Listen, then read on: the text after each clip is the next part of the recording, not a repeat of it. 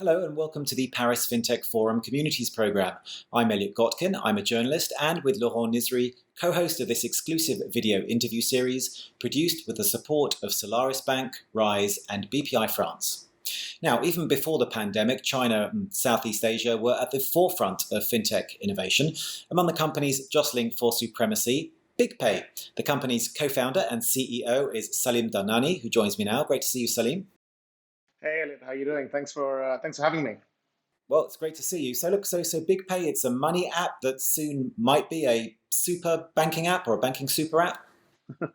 Good question. So we started off this business and on a very simple premise, and it was, you've got about 700 people, a million people in Southeast Asia that don't have access to a lot of banking, and we wanted to be able to give them, better, cheaper, faster, financial services.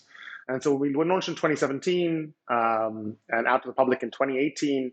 And really, what the product was, it was a money app. It was a debit card, essentially a prepaid debit card that allowed you to budget, send money around, and all was a fee free. Since then, we've expanded the product. We've built down in Malaysia, where we started off. We've got now we're also launching loans. We've got remittances, P2P. Also micro insurance. We're really trying to build everything in, so really it can be the one-stop shop for financial services, and we're expanding across the region. So we've launched in Singapore, and we're expanding across other markets as well. Right, yeah, and perhaps we'll see some more expansion. I think in July there was quite a bit of news out about your fundraising plans. What was the money for, and why now? Exactly that, right? I mean, the whole space is changing. I think Southeast Asia is being the recipient of a lot of hot money flows. After what we saw after the pandemic, during the pandemic, with a lot of money printing, there was a lot of cash looking for a home. And Southeast Asia has a natural engine of growth. I mean, you've got a very young population, you've got a growing middle class. They're all digitally savvy, and it's the perfect place to really capitalize on some of those long-term returns that you can get in this space, especially with companies that are quite entrenched and have been around for a while, and Bigpay is one of them. So for us, the capital allows us to compete. It will allow us to really expand across the market and then really build down in our core markets, right? So in Malaysia, really start expanding out our product sets from wealth to transactional lending, and build that engagement and stickiness with our users. Right, and for most of your life, you were, interestingly, kind of part of AirAsia. I'm just wondering if fintech is the perfect hedge for an airline owner, or if it's helpful or hurtful to be part of a bigger conglomerate? Outside in, I probably would have said no. Look, like anything, I think it has its pros and cons. The pros are quite strong. I mean, we've got access to a huge base. AirAsia is a large and well-known household brand. They've got close to 100 million customers across the region, and ASEAN itself. I mean, everyone knows this brand. So the first hook that we had, the first CVP when we launched, was how do we start cross-selling our product when people are traveling, right? But we wanted to obviously go very quickly away from just a travel product, because that's you use it maybe once, maybe twice, if you're lucky, times a year. We really wanted to build an everyday use cases. So, but at the same time, that first hook was good. So at the beginning, the collaboration with AirAsia, being part of that, the brand, having them as a large shareholder, was very much around distribution. I think now, as you've seen with a lot of the big, super apps in the region, like, I said GoTo or Grab, fundamentally, we're seeing some of those use cases evolve, right? So I think now during the pandemic, AirAsia has launched a super app. So for us, that as they get more and more small and medium-sized enterprises and SMEs, that's a great channel for us to see that transactional data, what they're selling, and provide that and input that into our risk models for what's it lending, just as an example. So those are some of the pros, a lower CAC and distribution, and some good use cases.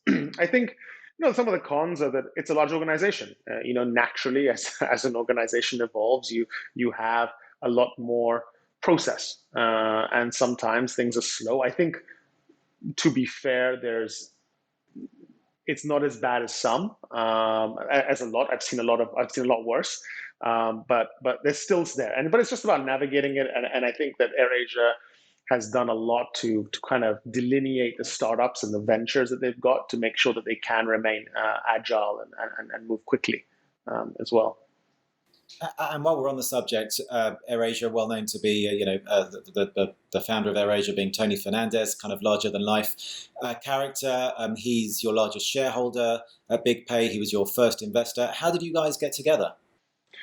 Yeah, I mean, I think that he's always wanted to launch a financial services business in Southeast Asia. I mean, he had the licenses for some time, although when we repurposed it, rebranded it, really relaunched it essentially.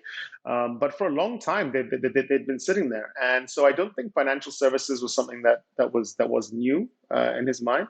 But the way that we launched it certainly was. So it was really around saying, pitching that story and saying, how do we really build financial services like he built an airline. How do we democratize financial services and do that not only in Malaysia but across the region? And I think that was definitely the hook in terms of getting him excited. And I think he remains excited, but by that same vision. So and it's very complementary in many ways in terms of the user base and the direction that he's going with AirAsia Digital, which is I'd say the venture arm and the digital arm of the business.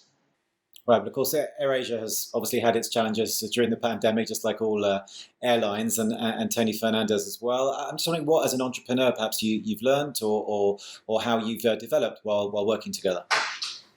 Resilience. I mean, to be fair, like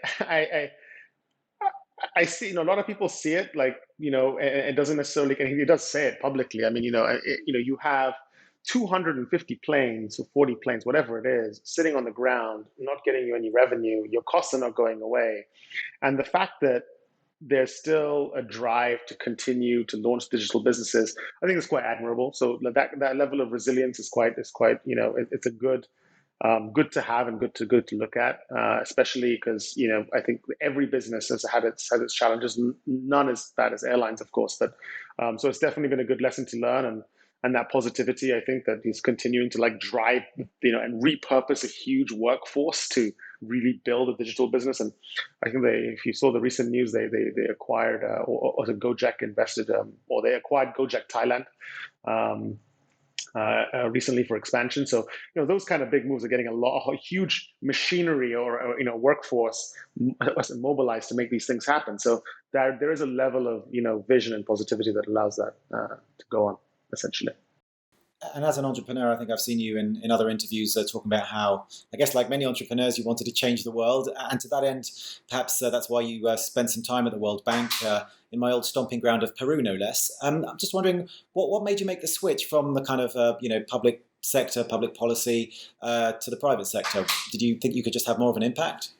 Yeah, I think absolutely, right. So I think that when it was the World Bank, the IDA, I mean, it was one of it's a large organization, and you're doing a very specific thing. You're doing one thing, and it is impactful, and there was change to land formalization in Peru. Having said that, for me, I think initially it was a drive towards private sector. To working more and understanding how the private sector worked, and therefore I went to work in my initial days of fintech in the UK and around Europe, and we were seeing and building a lot of the back ends of these challenger banks and all these fintech products. So seeing how it was done, and seeing the capital kind of really come in, and seeing the consumer products fundamentally shift for financial usage and behavior, especially among the middle class and the younger generations, was extremely inspiring. And for me, when it came to looking at Southeast Asia, that was really marrying, two of these components, saying, well, we've seen fundamentally how some of these consumer fintech products can change behavior and give a lot of access in developed markets like Europe, and so that in the UK, you saw that across Europe, and then taking into account where that can have really huge impact. Like people in the UK, in Europe, in North America, have access to financial products.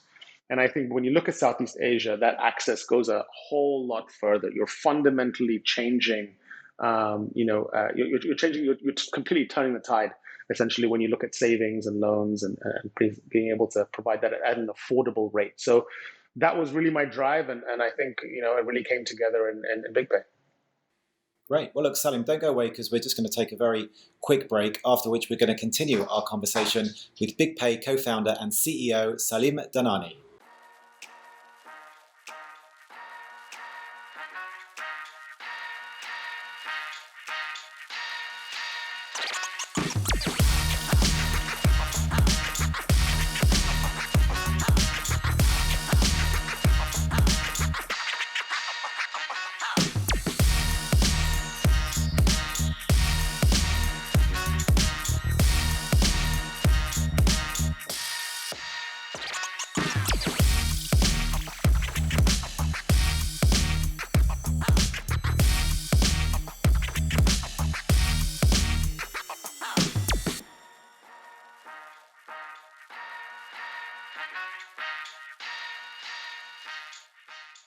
Welcome back, and don't forget, if you're not already a full member of our community, everything you need to join can be found at www.parisfintechforum.com. Now, Salim, I've got a few more questions to talk about the kind of ecosystem in general. You talked about some of the capital going into the fintech space and the impact that it's having. Of course, we've seen some stunning valuations for neobanks this year. I think Nubank at 40 billion, Revolut in excess of 30 billion. Is it all going to end in tears, or with retail investors left holding the baby, do you think? No, I don't think so at all. I think, obviously not. I think there's a lot of room. I mean, there is a lot of value that's being delivered to consumers and to investors at the same time with these new financial products, with these fintechs. I mean, ultimately, what it comes down to, and I'll speak for it, given the experience in Southeast Asia, banks have a very different cost structures. I mean, fintech is not about a fancy UX and UI and being able to give a shiny new, bright colored card to someone. Ultimately, what it comes down to is, are you able to do two things? Are you able to keep your operational costs, down by using tech, using best in class tech, and use best in class product to then deliver to your users something that costs you less ultimately. So therefore, you can charge less, but yet you can still make it a sustainable product. And the next thing comes down to, like, how are you looking at risk? Not, are you completely risk averse? Are you able to use, your data and other tools that you have to be able to better assess, the risk of a loan, the risk of a particular financial product, whether it be to a consumer or a business. And ultimately, the balance of these things allows fintechs to reap a margin out of a particular cohort that wasn't potentially, also realized. I mean, a lot of banks in this region just cannot access certain customer bases without going into a loss. And then it's only so long that investors will take those losses and shareholders will take those losses. So fundamentally, as fintechs in this region are coming in, and globally, I think this kind of an example of Nubank and Revolut, these are the same, right? They're kind of coming in, they're offering better products with a better cost structure, with higher revenue or higher margins rather. And ultimately, that is delivering value to shareholders. And so as these companies expand, as they entrench, as they build deeper product sets, I think the long-term profitability is there and the valuations are justified. Well, in terms of the long-term and profitability coming along, we are seeing leaders emerging, as we discussed, in Latin America, in Europe, in Russia, in Asia. Should we expect some kind of, regional consolidation, then maybe global champions emerging, do you think? Or will they each kind of remain kind of kings of their own individual castles? I think that navigating global regulations is always going to be tricky. I think that you'll definitely see some regional kings and kings of their castles emerging and like dominant players. But I think at the same time, there's one thing to launch a secondary financial product, if I may. Like that's not a bank, not a full stack bank. And there's another, or with the full bank's set of products. And then there's another, kind of a path, which is you'll see some players in the region and in certain regions that will get banking license across, in many markets, allowing them to offer a full suite of products. I think that one doesn't necessarily take away from the other per se, because I think regulations will tighten and you'll see some secondary, products. So let's say, for example, Revolut, right? They will be global. They're doing that now. You can see that expansion, but they won't necessarily have a banking license in every market. They may not offer all their products in every market. Maybe they will over time. But the regulations may shift as well under that, as well for these kinds of players. So I think for us, the way we see it is we're going to see some Southeast Asian players emerge, dominant players emerge. Absolutely. You're seeing that already. You're seeing C Group go in there and get digital banking licenses across Singapore, Indonesia, Thailand, and other markets. You're seeing Grab go and do the same thing. And I think you'll definitely see that continue in certain pockets globally as well. Right. And I guess we initially saw the, if you like, unbundling of these financial services, and now we're kind of seeing them kind of, come back together in other guises. Yeah. So it'll be interesting to see how things play out over the coming months and years. But sorry, go on. Yeah, no, I was just going to say, I think you're right. I think that all these fintechs unbundling just realized that, we need to start selling more products to make margin, right? So, and get that profitability. And it ties back into your original point of delivering value for shareholders and those valuations that we're seeing in the market, quite frankly. Right. Well, Salim, I know we could chat for much, much longer than the time that we have, but unfortunately we are out of time. So I just want to thank Bigpay co-founder and CEO Salim Dhanani for joining us today. Thanks, Salim. Thank you very much, Elliot. It's been a pleasure to be here. Thank you. And I'm going to be back next week with another big name from the world of finance and technology. So we do hope you'll join us again then. In the meantime, you can keep up to date with all the exclusive interviews and content from the Paris Fintech Forum Communities Program via www.parisfintechforum.com. Hope to see you next time. Bye-bye.